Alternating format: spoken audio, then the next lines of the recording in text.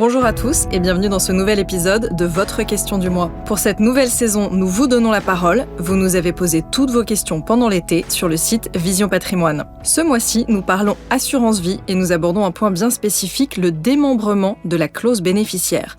Comment ça fonctionne? Quels en sont les avantages?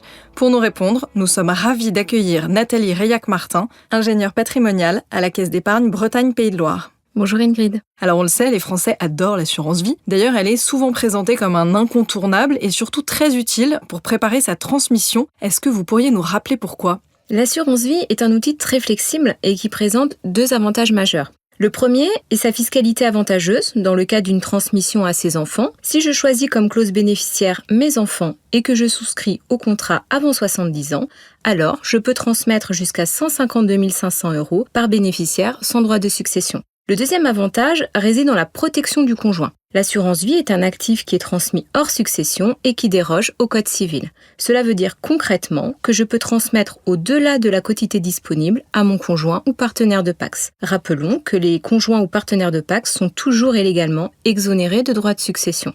Il n'y aura donc pas de droit à payer, mais dans ce cas, si je transmets les fonds issus de l'assurance vie à mon conjoint et s'il replace ces fonds après 70 ans, alors mes enfants ne bénéficieront pas des abattements de 152 500 €. Donc en fait, si je comprends bien, on ne peut pas avoir à la fois une protection accrue pour son conjoint et en même temps profiter d'abattement des droits de succession pour ses enfants. En fait, si, car il existe une solution 2 en 1, la clause bénéficiaire démembrée, qui va permettre de répondre à ces deux objectifs contradictoires en apparence. La clause bénéficiaire mentionnera le conjoint comme usufruitier et les enfants comme nus propriétaires. Au décès du souscripteur de l'assurance vie, le capital sera intégralement versé entre les mains du conjoint usufruitier et les enfants bénéficieront de sa fiscalité attractive. Est-ce que vous auriez un exemple? Bien sûr, prenons un exemple au plus près de la réalité sur un cas de transmission en présence d'assurance vie et d'immobilier.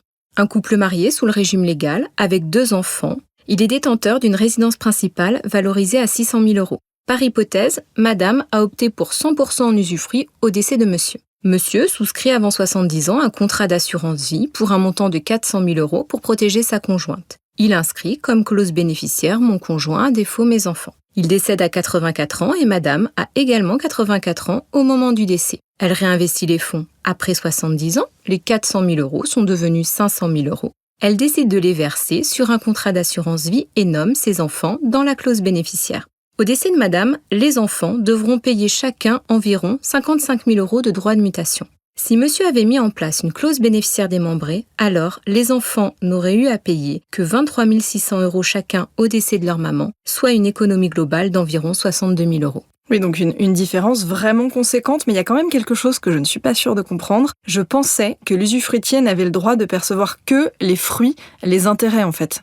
En application de l'article 587 du Code civil, quand l'usufruit porte sur une somme d'argent, nous parlons de quasi-usufruit. Cela signifie que le conjoint peut en disposer librement. Et dans la pratique, comment ça se passe?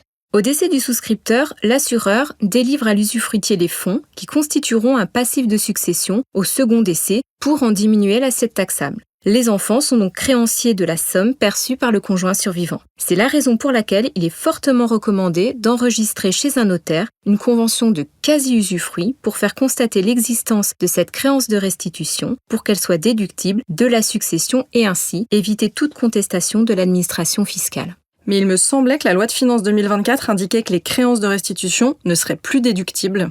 En effet, la loi de finances 2024 a mis en place l'article 774 bis du Code général des impôts qui interdit la déductibilité de la créance de restitution d'un quasi-usufruit dans le cadre d'une donation de somme d'argent en nue propriété quand le donateur s'en est réservé l'usufruit. Cela ne concerne donc pas la clause bénéficiaire démembrée.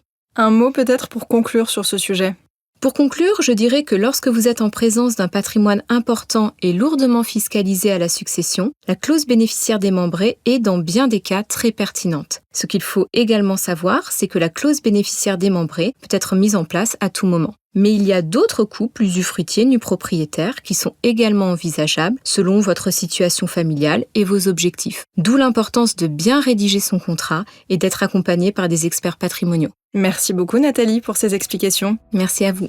Nous vous donnons rendez-vous le mois prochain pour un nouvel épisode. En attendant, vous pouvez réécouter ce numéro sur le site Vision Patrimoine et la chaîne YouTube Caisse d'épargne. Merci et à très bientôt.